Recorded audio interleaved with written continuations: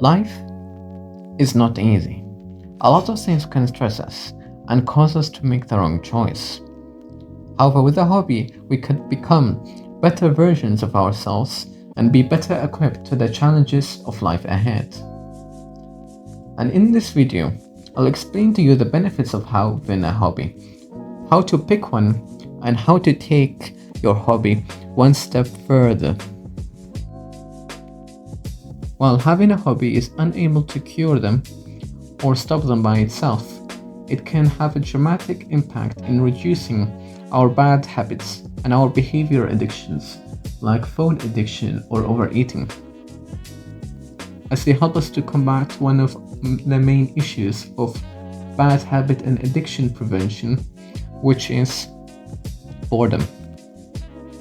And a person who is most likely unable to handle that state of boredom are more likely to relapse to their bad habits.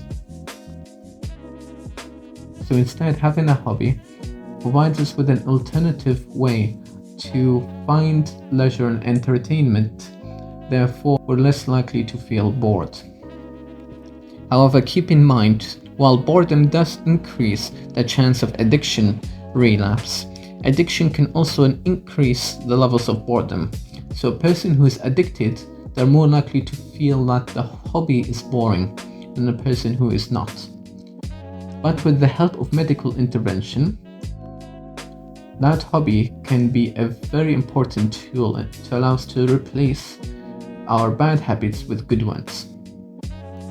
Hobbies can also improve our health and well-being, regardless of whether they're active or not, as they help to reduce our stress and lower our resting heart rate, which means that we have a lower chance of having a cardiac disease.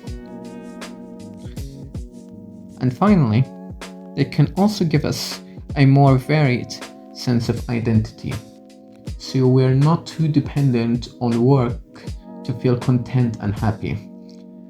So if you don't feel as accomplished in your work, or you've gotten fired, you're more able to handle it when you have a hobby to turn back to.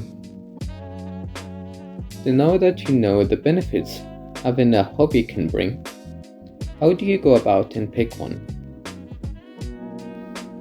Well, what you should not do is try every hobby that you would find, because you don't have the time, energy, or the money to try all of them. So instead, pick a hobby that interests you the most, or just pick a hobby randomly, and then deduce from that hobby what you want. So your objective is not to really pick a hobby from the start, but figure out what you want from it.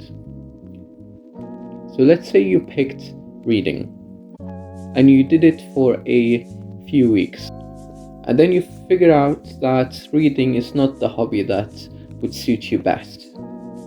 From that, I want you to find out why you didn't like reading, and you may say that it's because that you find it boring, but you need to be a bit more precise. Why did you find it boring? You may say that you didn't like to passively take in information, you'd want something more hands-on. Then you take a sheet of paper and write the attributes that you didn't like.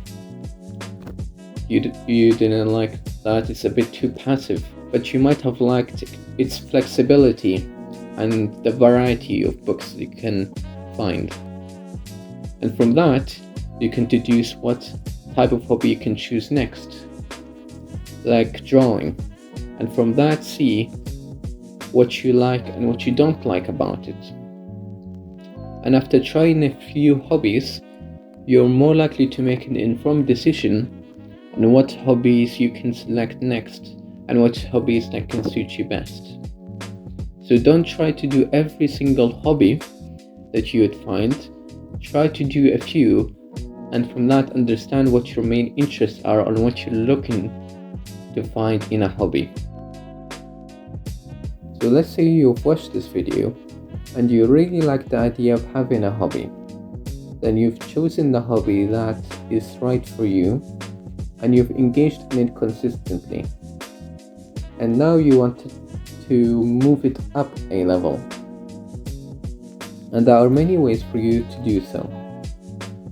One could be volunteering, where you can use that hobby that you have and try to help others with it. For example, let's say your hobby is cooking. You can volunteer in a homeless shelter where you cook food for the people who need it.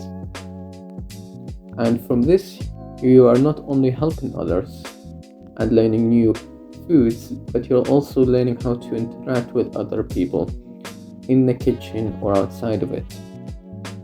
You can also take courses and tutorials, and these can come from different sources such as YouTube, like courses on how to draw. And another way is to engage in social groups where it is full of people who understand and share the same interests as you, and you can share your perspectives and experiences with them and learn from each other. And some people even manage to turn their hobby to a side hustle and even a job. Now, I've hoped that I've helped clarify to you the benefits of having a hobby, how to find one, and how to take it up a level. But please understand that choosing a hobby and maintaining it is difficult. However, by taking it one step at a time and putting in a bit of effort, you'll not only find another way to develop new skills, but you'll also find another source of joy.